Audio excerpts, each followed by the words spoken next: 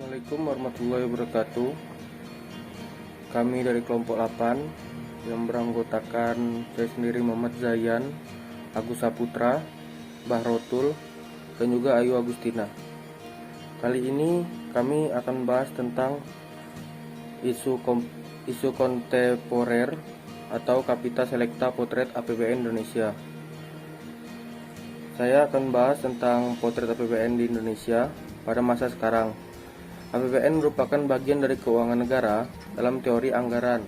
Terdapat beberapa pendapat mengenai anggaran. Misalnya, Wiener mendefinisikan anggaran sebagai rencana pengeluaran dan penerimaan negara untuk tahun mendatang yang dihubungkan dengan rencana dan proyek-proyek untuk jangka waktu yang lebih lama. Adapun pendapat secara umum pengertian terhadap anggaran negara. Yang pertama, mewujudkan suatu rencana keuangan negara atau pemerintah.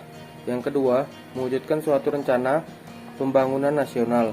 Yang ketiga, mewujudkan suatu rencana anggaran belanja negara.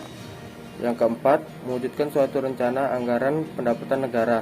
Yang kelima, berlaku selama 1 tahun anggaran. Adapun pengertian secara khusus, dalam artian digunakan dalam praktek kenegaraan di Indonesia, maka pengertian anggaran negara yang selanjutnya disebut APBN dapat mengacu pada pasal 23 ayat 1 Undang-Undang Dasar 1945 atau perubahan, di mana dinyatakan bahwa anggaran pendapatan dan belanja negara sebagai wujud dari pengelolaan keuangan negara ditetapkan setiap tahun dengan undang-undang dan dilaksanakan secara terbuka. Lalu adapun pengertian pasal tersebut terdapat 5 unsur dari APBN. Yang pertama, APBN sebagai pengeluaran keuangan negara. Yang kedua, APBN ditetapkan setiap tahun, yang berarti APBN berlaku untuk 1 tahun. Yang ketiga, APBN ditetapkan dengan undang-undang. Yang keempat, APBN dilaksanakan secara terbuka dan bertanggung jawab. Yang kelima, APBN ditunjukkan untuk sebesar-besar kemakmuran rakyat. Ini menunjukkan peran ekonomi politik dalam APBN. Mungkin itu saja yang dapat saya sampaikan. Selanjutnya akan dilanjutkan oleh saudara. Saya Agus Saputra dengan NIM 501190372 akan melanjutkan materi dari teman saya Muhammad Zayan tentang fungsi APBN. Yang pertama, sebagai fungsi otoritas, mengandung arti bahwa anggaran negara menjadi dasar untuk melaksanakan pendapatan dan belanja pada tahun yang bersangkutan. Yang kedua, sebagai fungsi perencanaan, mengandung arti bahwa anggaran negara menjadi pedoman bagi manajemen dalam merencanakan kegiatan pada tahun yang bersangkutan. Yang ketiga, sebagai fungsi pengawasan, mengandung arti bahwa anggaran negara menjadi pedoman untuk menilai apakah kegiatan penyelenggaraan pemerintah negara sesuai dengan ketentuan yang ditetapkan. Yang keempat, sebagai fungsi alokasi, mengandung arti bahwa anggaran negara harus diarahkan untuk mengurangi pengangguran dan pemborosan sumber daya, serta meningkatkan efisiensi dan efektivitas perekonomian. Lalu yang kelima, sebagai fungsi distribusi, mengandung arti bahwa kebijakan anggaran negara harus memperhatikan rasa keadilan dan kepatutan. Dan yang terakhir, sebagai fungsi stabilitas, mengandung arti bahwa anggaran pemerintah menjadi alat untuk memelihara dan mengupayakan keseimbangan fundamental perekonomian.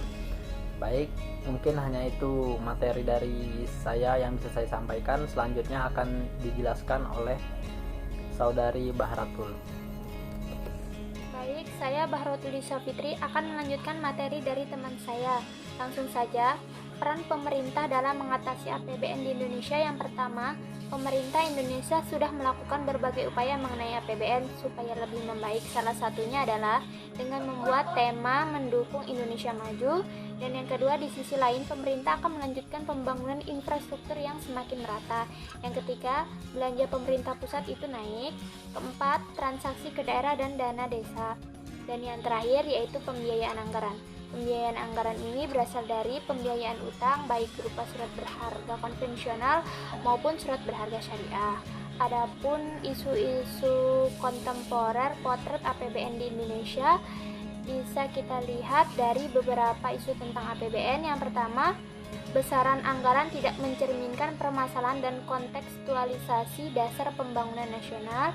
Yang kedua, amanah undang-undang tidak semuanya dijalankan dengan baik. Dan yang terakhir yaitu penerimaan negara dihitung sangat rendah, baik yang bersumber dari pajak maupun penerimaan negara bukan pajak. Sekian dari saya, selanjutnya akan dijelaskan oleh teman saya. Assalamualaikum warahmatullahi wabarakatuh. Perkenalkan, nama saya Ayu Agustina dengan NIM 50119223. Di sini saya akan melanjutkan materi selanjutnya, yaitu tentang isu APBN selama pandemi. Ketika COVID-19 merebak, maka respon kebijakan fiskal pemerintah menjadi instrumen penting dalam rangka penanganan COVID-19, sekaligus upaya pemulihan ekonomi. Hampir semua aspek perekonomian didukung oleh kebijakan fiskal. Kalau kita lihat lagi di tahun 2020, APBN menjadi betul-betul penyokong dari ekonomi kita. Ketika konsumsinya menjadi negatif, kemudian investasi menjadi negatif, lalu ekspor dan impor menjadi negatif, maka komponen belanja pemerintah dalam APBN yang bisa memberikan dampak positifnya. Namun, wakil Menteri Keuangan mengatakan bahwa belanja APBN tidak bisa terus-menerus menjadi satu-satunya penyokong perekonomian. Kedepan dengan semakin terkendalinya COVID-19 ini, sehingga perekonomian bisa berjalan secara normal kembali. Ini diharapkan bahwa konsumsi masyarakat, investasi, ekspor dan impor bisa kembali tumbuh dan kemudian ikut mendorong pertumbuhan perekonomian. Kemudian government expense dalam APBN kemudian nanti dilakukan konsolidasi. Ini yang disebut dengan konsolidasi fiskal. Mungkin secara simpel dikatakan kita menurunkan defisit dan sekarang ini sedang dilakukan.